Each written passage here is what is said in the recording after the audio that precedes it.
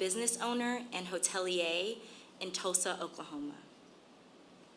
It was by reading this memoir that I understood a part of family history that had only been spoken about in whisper.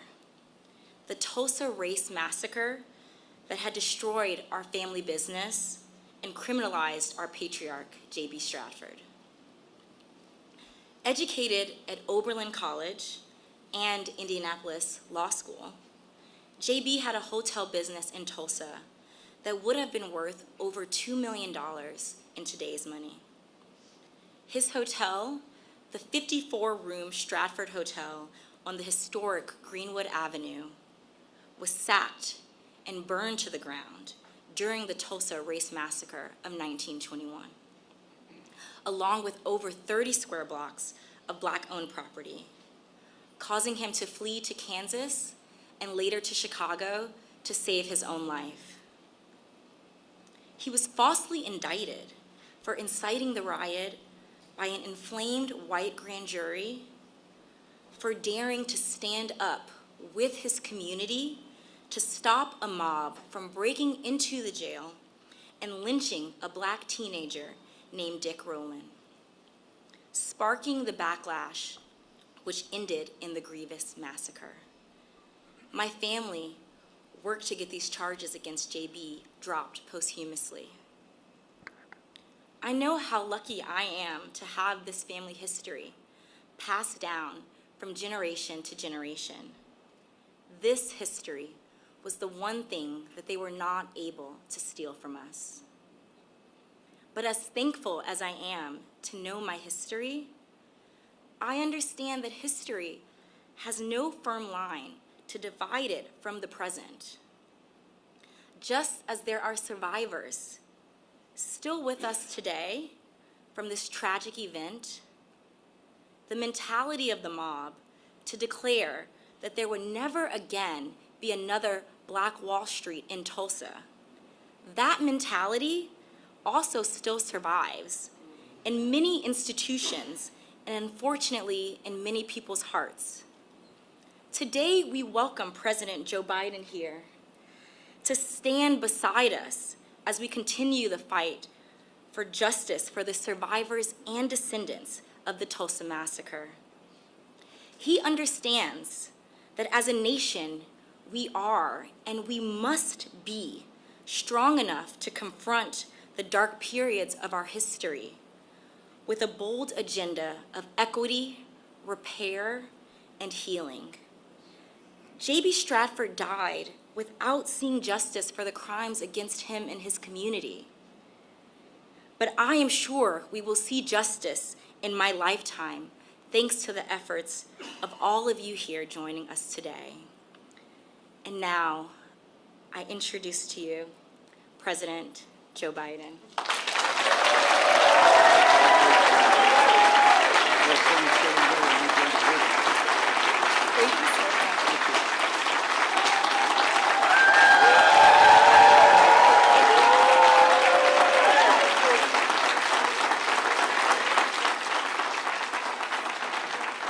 Thank you. Please, if you have a seat, sit down. And I got to make one check here.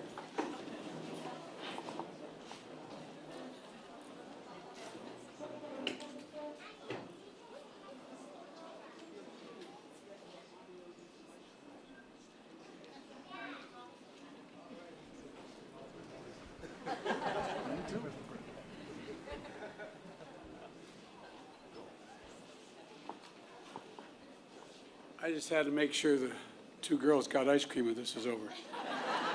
Imagine how excited you'd be when you're 4, 5, almost 5 years old, coming to hear a president speak. My Lord. In my faith, we call that purgatory. Lauren, thank you for that gracious introduction. And in case you were wondering, in Delaware, we're a small state. We have the 8th largest Black population in America, and we have one of the most talented members of Congress. And so if I didn't walk around and pay my tribute to Lisa Blunt Rochester, my congresswoman, immediately,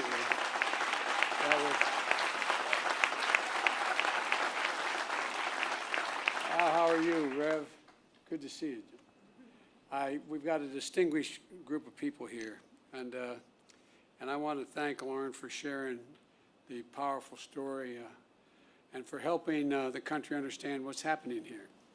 And to all the descendants here today, and to the community and civil rights leaders and members of the Congressional Black Caucus that are here, thank you for making sure we all remember and we never forget. You know, there's a verse in 1 Corinthians that says, "For now we see in a mirror dimly, but then face to face, now I know in part, then I shall know fully." It is, I just toured the Hall of Survivors here in Greenwood Cultural Center. And I want to thank the incredible staff for hosting us here. And I mean that sincerely. Thank you. And if I didn't say what my father would insist on, please excuse my back. I apologize. But in the tour I met Mother Randall, who's only 56 years old. God love her. And Mother Fletcher, who's 67 years old. And her brother, Van Ellis, who's 100 years old. And he looks like he's 60. Thank you for spending so much time with me. I really mean it. It was a great honor, a genuine honor. You are the three known remaining survivors of a story seen in the mirror dimly. But no longer. Now your story will be known in full view. The events we speak of today took place 100 years ago, and yet I'm the first president in 100 years ever to come to Tulsa. And I say that not as a compliment about me, but to think about it. 100 years and the first president to be here during that entire time. And in this place, in this ground, to acknowledge the truth of what took place here. For much too long, the history of what took place here was told in silence, cloaked in darkness. But just because history is silent, it doesn't mean that it did not take place. And while darkness can hide much, it erases nothing. It erases nothing. Some injustices are so heinous, so horrific, so grievous, they can't be buried, no matter how hard people try. And so it is here. Only with truth can come healing and justice and repair. Only with truth, facing it. But that isn't enough. First, we have to see, hear, and give respect to Mother Randall, Mother Fletcher, and Mr. Van Ellis.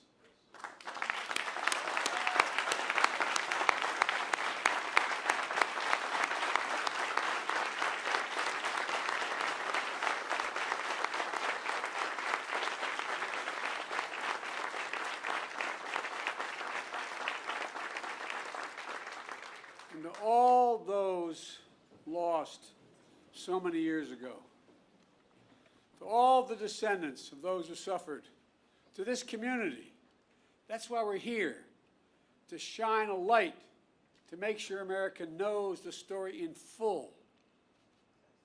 May 1921, formerly enslaved black people and their descendants are here in Tulsa, a boomtown of oil and opportunity and a new frontier. On the north side, across the rail tracks that divided the city already segregated by law, they built something of their own, worthy of their talent and their ambition. Greenwood, a community, a way of life. Black doctors and lawyers, pastors, teachers, running hospitals, law practices, libraries, churches, schools. Black veterans, like the man I had the privilege of giving a command coin to, who fought, volunteered and fought and came home and still faced such prejudice.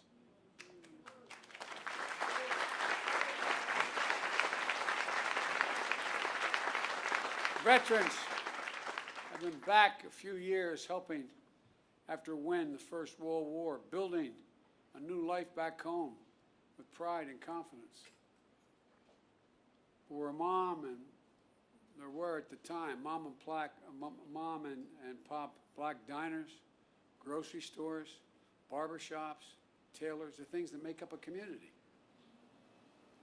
At the Dreamland Theater, a young black couple holding hands, falling in love. Friends gathered at music clubs and pool halls, at the Monroe family roller skating rink. Visitors staying in hotels like the Stratford. All around, black pride shared by the professional class and the working class, who lived together side by side for blocks on end. Mother Randall was just 6 years old. 6 years old, living with her grandma. She said she was lucky to have a home and toys and fortunate to live without fear. Mother Fletcher was 7 years old, the second of 7 children, the youngest being Mr. Van Ellis, who was just a few months old. The children, former sharecroppers, when they went to bed at night in Greenwood, Mother Fletcher says they fell asleep rich in terms of the wealth, not real wealth, but a different wealth, a wealth in culture and community and heritage. But one night changed everything. Everything changed. While Greenwood was a community to itself, it was not separated from the outside. It wasn't everyone, but there was enough hate, resentment, and vengeance in the community. Enough people who believed that America does not belong to everyone and not everyone is created equal. Native Americans, Asian Americans, Hispanic Americans, Black Americans, a belief enforced by law, by badge, by hood, and by noose that speaks to that lit the fuse. It lit it by the spark that it provided. A fuse of fury was an innocent interaction that turned into a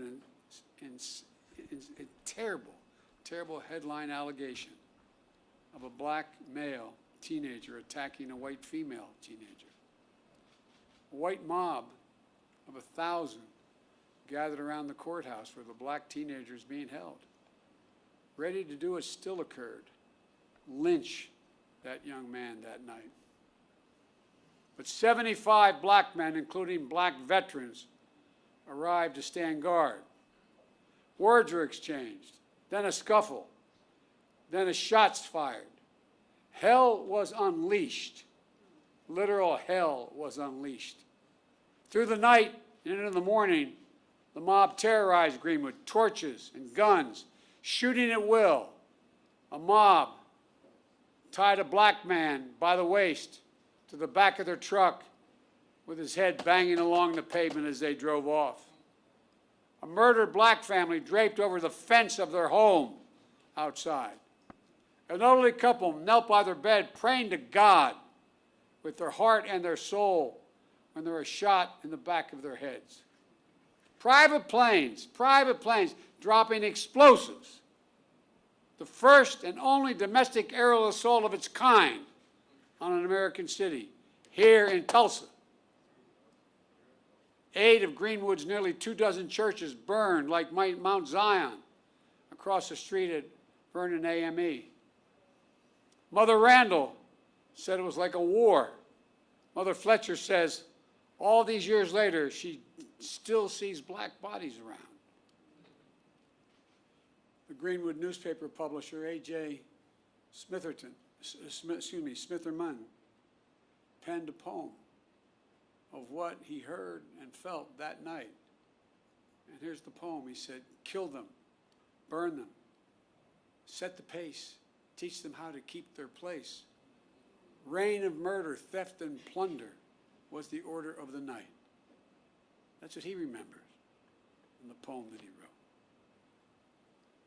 100 years ago, at this hour, on this first day of June, smoke darkened the Tulsa sky, rising from 35 blocks of Greenwood that were left in ash and ember, raised in rubble. Less than 24 hours, 1,100 black homes and businesses were lost. Insurance companies, they had insurance, many of them, rejected claims of damage. 10,000 people were left destitute and homeless, placed in internment camps. As I was told today, they were told, don't you mention you were ever in a camp, or we'll come and get you.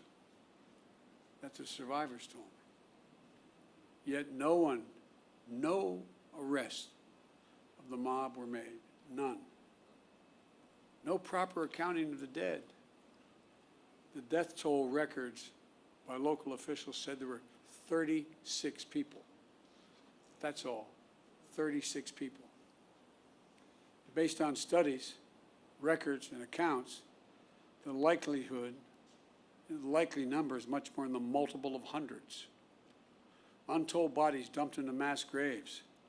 Families who at a time waited for hours and days to know the fate of their loved ones are now descendants who have gone 100 years without closure.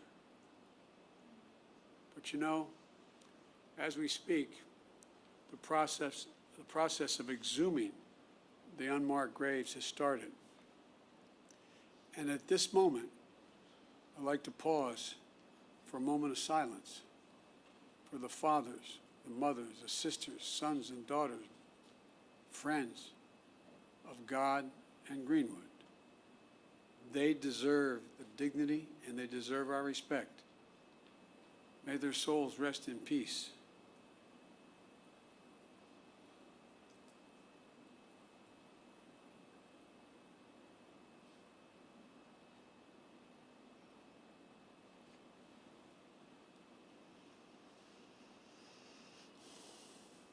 My fellow Americans, this was not a riot. This was a massacre.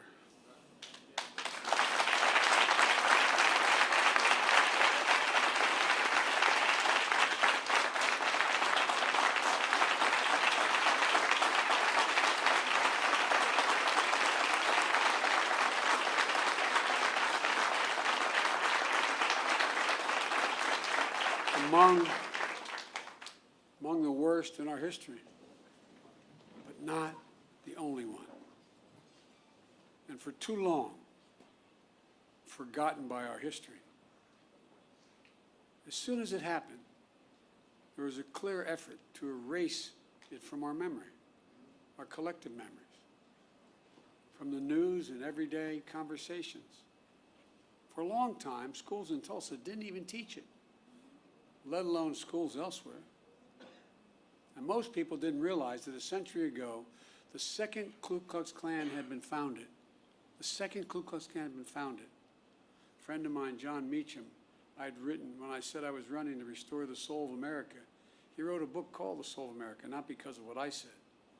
And there's a picture about page 160 in the book showing over 30,000 Ku Klux Klan members in full regalia, Reverend. Pointed hats, the robes, marching down Pennsylvania Avenue in Washington, D.C., Jesse, you know all about this. Washington, D.C. If my memory is correct, there were 37 members of the House of Representatives who were open members of the Klan. There were 5, if I'm not mistaken, could have been 7, I think it was 5, members of the United States Senate, open members of the Klan. Multiple governors were open members of the Klan. Most people didn't realize that a century ago the Klan was founded just 6 years before the horrific destruction here in Tulsa. And one of the reasons why it was founded was because of guys like me who are Catholic. It wasn't about African Americans then. It was about making sure that all those Polish and Irish and Italian and Eastern European Catholics who came to the United States after World War I would not pollute Christianity. The flames from those burning crosses torched every region of the country. Millions of white Americans belonged to the Klan, and they weren't even embarrassed by it. They were proud of it. And that hate became embedded systematically and systemically in our laws and our culture. We do ourselves no favors by pretending none of this ever happened, or it doesn't impact us today, because it does still impact us today. We can't just choose to learn what we want to know and not what we should know.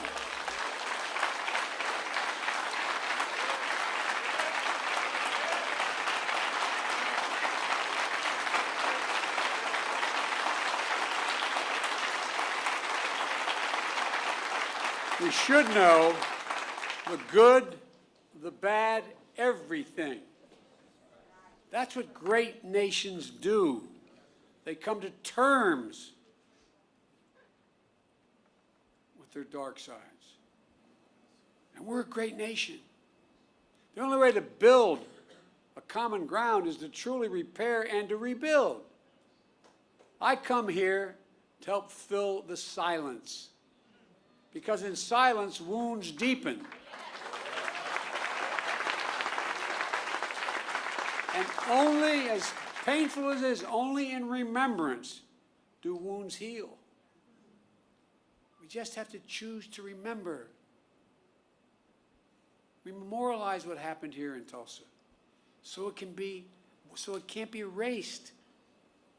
We know here, in this hallowed place, we simply can't bury pain and trauma forever.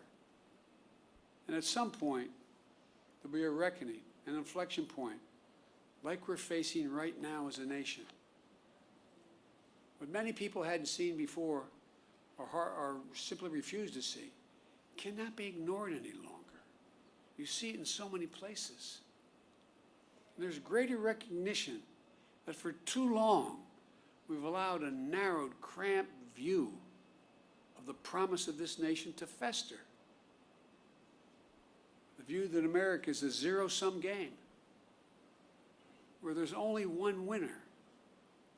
If you succeed, I fail.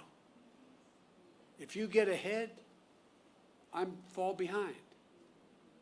If you get a job, I lose mine.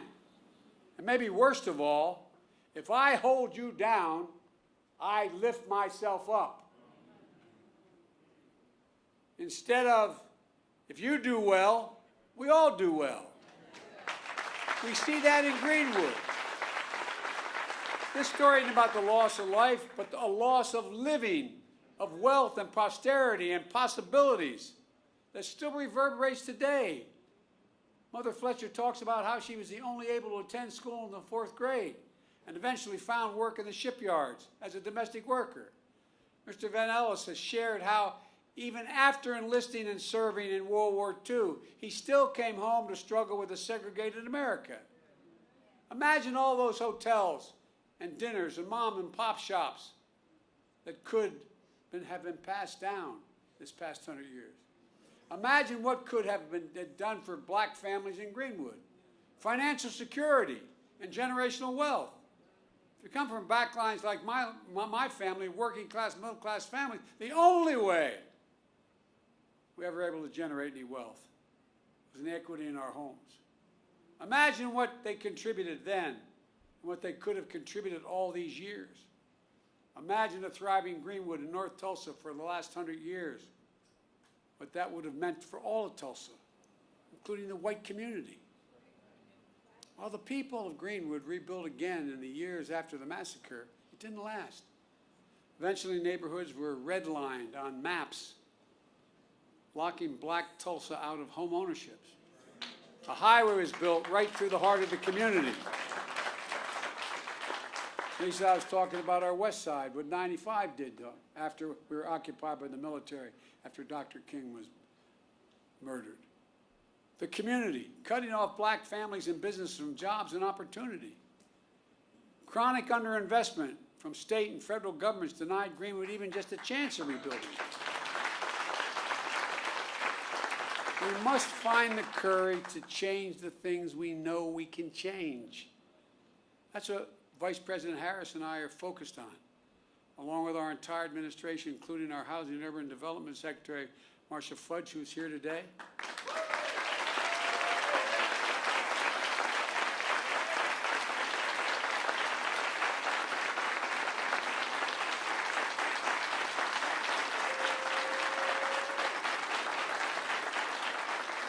Because today, we're announcing 2 expanded efforts targeted toward black wealth creation that will also help the entire community. The first is my administration has launched an aggressive effort to combat racial discrimination in housing. That includes everything from redlining to the cruel fact that a home owned by a black family is too often appraised at a lower value than a similar home owned by a white family.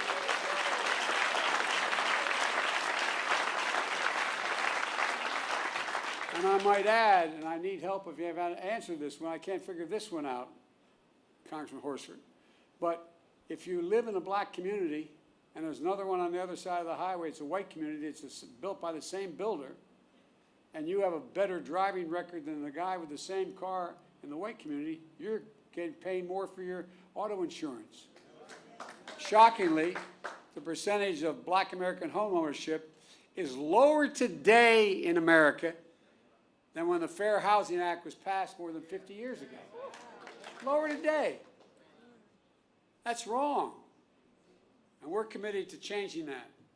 Just imagine if instead of denying millions of Americans the ability to own their own home and build generational wealth, we made it possible for them to buy a home and build equity into that home and provide for their families.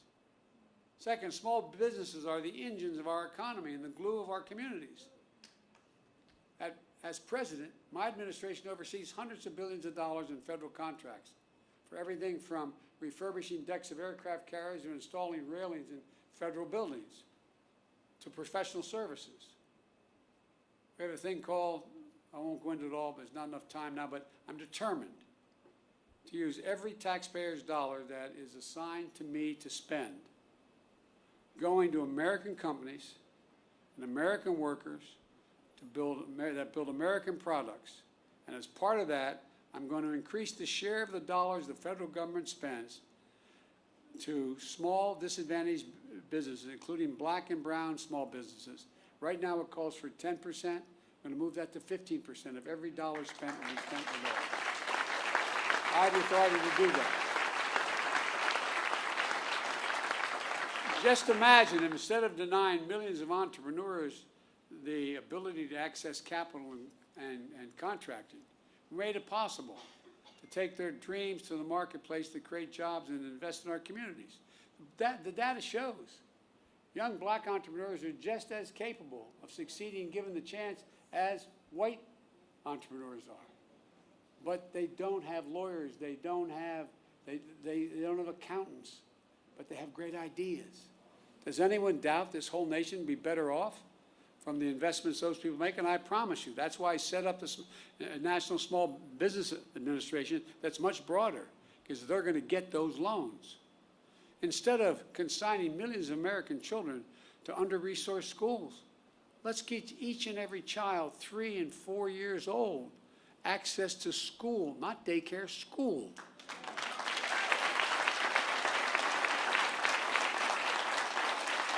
In the last 10 years, studies have been done by all the great universities. It shows that it will increase by 56% the possibility of a child, no matter what background they come from, no matter what. If they start school at 3 years old, they have a 56% chance of going all through all 12 years without any trouble and being able to do well. And a chance to learn and grow and thrive in a school and throughout their lives. And let's unlock more than an incredible creativity and innovation that will come from the nation's historically black colleges and universities. No, I have a $5 billion a year program giving them the resources to invest in research centers and laboratories in high-demand fields to compete for good-paying jobs in industries of the future like cybersecurity. The reason why they don't, their students are equally able to learn as well and get the good paying job that start at 90 and 100,000 bucks, but they don't have the money to provide and build those laboratories. So guess what? They're going to get the money to build those laboratories. So instead of just talking about infrastructure, let's get about the business of actually rebuilding roads and highways, filling the sidewalks and cracks, installing streetlights and high-speed internet, creating space to live and work and play safely. Let's ensure access to health care, clean water, clean air, nearby grocery stores, stocked with fresh vegetables and food that in fact deal with. I mean, these are all things we can do. Does anyone doubt this whole nation will be better off with these investments? The rich will be just as well off, the middle class will do better, and everybody will do better. It's about good paying jobs, financial stability, and being able to build some generational wealth. It's about economic growth for our country and outcompeting the rest of the world, which is now outcompeting us. But just as fundamental as any of these investments I've discussed is maybe the most fundamental: the right to vote. The right to vote.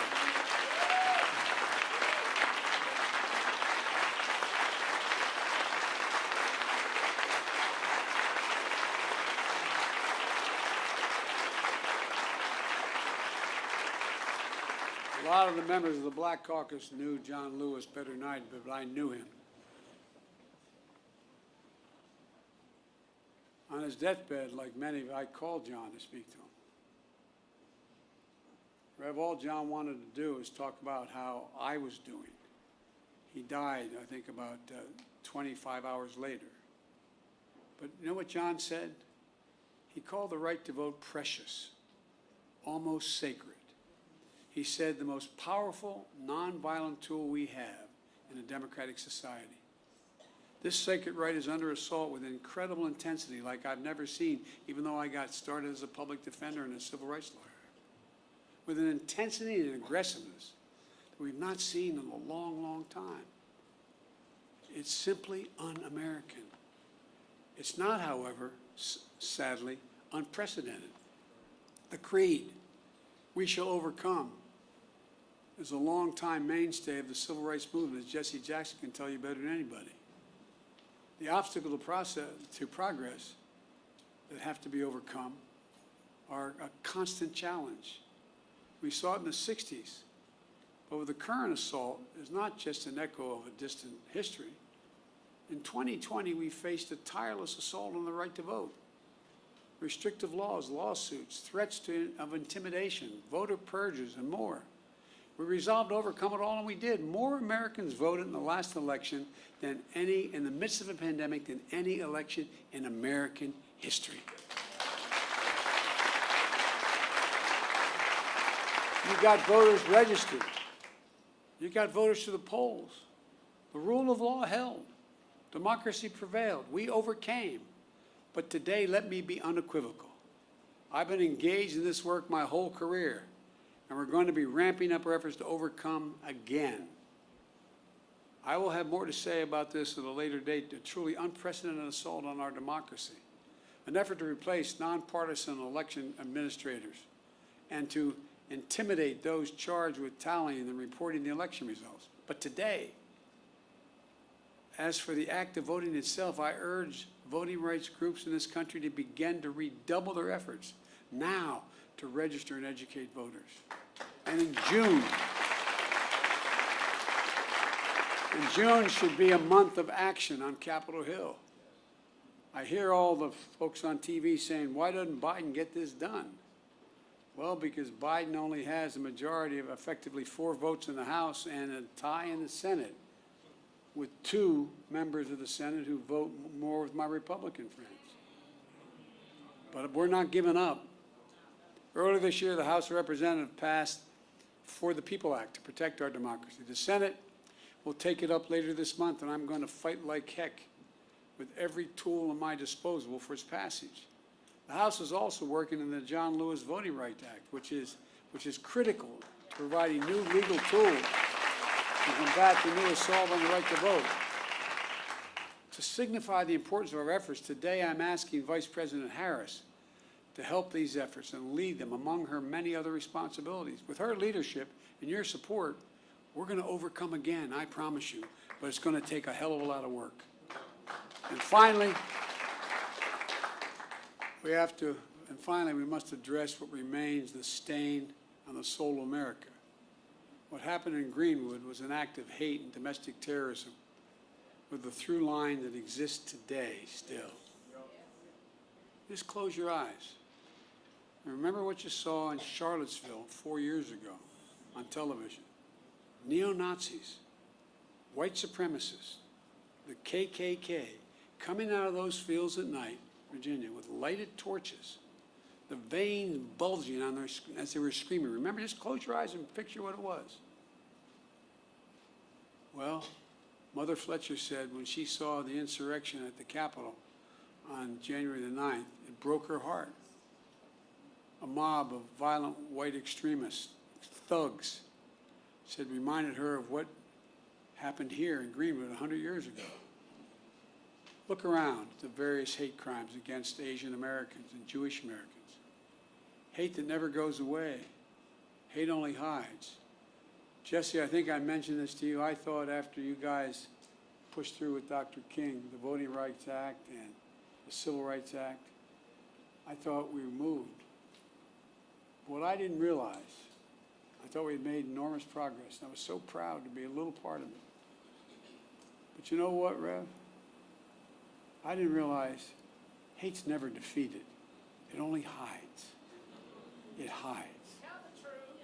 And given a little bit of oxygen, just a little bit of oxygen by its leaders, it comes out of there from under the rock like it was happening again, as if it never went away. And so, folks, we must not give hate a safe harbor.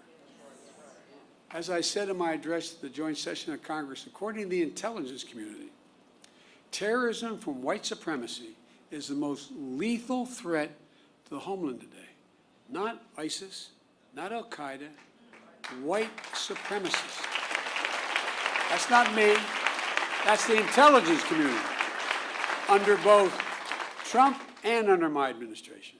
2 weeks ago, I signed into law the COVID-19 Hate Crimes Act, which the House had passed, and the Senate. My administration will soon lay out our broader strategy to counter domestic terrorism and the violence driven by the most heinous hate crimes and other forms of bigotry. But I'm going to close where I started. To Mother Randall, Mother Fletcher, Mr. Van Ellis, to the descendants, and to all survivors, thank you. Thank you for giving me the honor of being able to spend some time with you earlier today. Thank you for your courage. Thank you for your commitment. And thank your children and your grandchildren and your uncle and your nieces and your nephews. To see and learn from you is a gift, a genuine gift. Dr. John Hope Franklin, one of America's greatest historians, Tulsa's proud son, whose father was a Greenwood survivor, said, and I quote, "Whatever you do, it must be done in the spirit of goodwill and mutual respect and even love. How else can we overcome the past and be worthy of our forebears and face the future with confidence and with hope?" On this sacred and solemn day, may we find that distinctly Greenwood spirit that defines the American spirit, a spirit that gives me so much confidence and hope for the future, that helps us see face to face a spirit that helps us know fully who we are and who we can be as a people and as a nation. I've never been more optimistic about the future than I am today. I mean that. The reason is because of this new generation of young people. They're the best educated, they're the least prejudiced, they're the most open generation in American history. And although I have no scientific basis for what I'm about to say, but those of you who are over 50, how often did you ever see How often do you ever see advertisements on television with black and white couples? Not a joke. I challenge you, find today, when you turn on the stations, sit on one station for 2 hours, and I don't know how many commercials you'll see, lay 8 to 5. 2 to 3 out of 5 have mixed race couples in them. That's not by accident. They're selling soap, man. Not a joke. Remember old Pat Caddell used to say, you want to know what's happening in American culture? Watch advertising. Because they want to sell what they have. We have hope. And folks like you, honey, I really mean it. We have hope, but we've got to give them support. We have got to give them the backbone to do what we know has to be done. Because I doubt whether any of you would be here if you didn't care deeply about this. You're sure the devil didn't come to hear me speak. But I really mean it. I really mean it. Let's not give up, man. Let's not give up. As the old saying goes, hope springs eternal. I know we've talked a lot about famous people, but my colleagues in the Senate used to always kid me because I was always quoting Irish poets. They think I did it because I'm Irish. They think I did it because, as we Irish, we have a little chip on our shoulder, a little bit sometimes. That's not why I did it. I did it because they're the best poets in the world. You can smile, it's okay, it's true. There was a famous poet who wrote a poem called The Curate Troy, Seamus Heaney. And there's a stanza in it that I think is the definition of what I think should be our call today for young people. He said, history teaches us not to hope on this side of the grave, but then, once in a lifetime, that longed-for tidal wave of justice rises up, and hope and history rhyme. Let's make it rhyme. Thank you.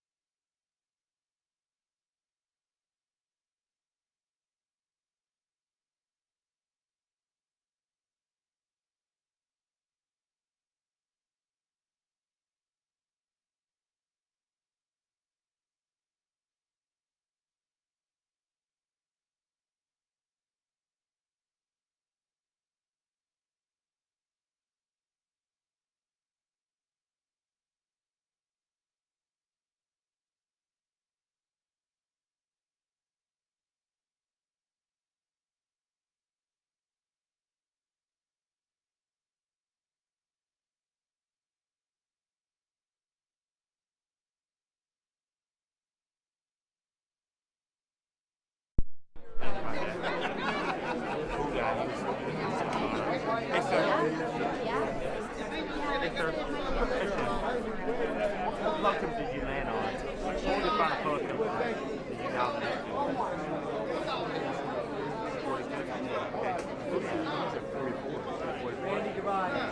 200 different. Just wondering, your that stuff look really good. Oh my goodness, yeah. Oh no, thank you for telling me. Yes, we're a team. I never met you, but I'm glad to work with whoever want to help me out, you know. Yeah. Let's sing. You did have Turn me around, I'm gonna keep on walking, keep on talking, walking up the freedom way. Ain't gonna let no racism turn me around. Oh, turn me around. Oh, turn me around. Ain't gonna let no racism turn me around. I'm gonna keep on walking, keep on talking, walking up to freedom. One more time, everybody. Ain't gonna let nobody. Come on, y'all. Turn me around. Everybody. Turn me around. Oh, turn me around. Ain't gonna let nobody. Turn me around. I'm gonna keep on walking, keep on talking, marching up the freedom way.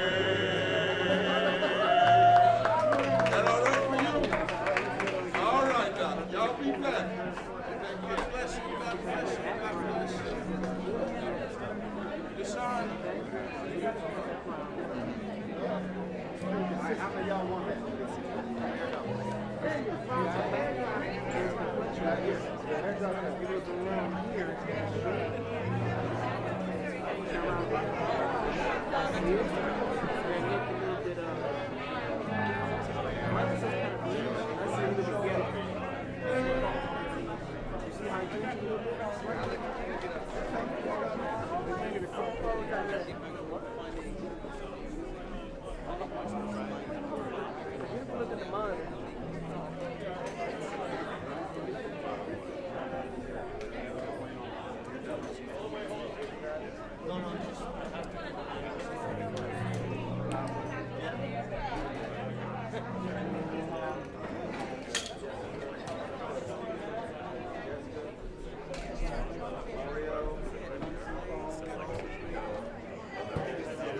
That was beautiful, wasn't it?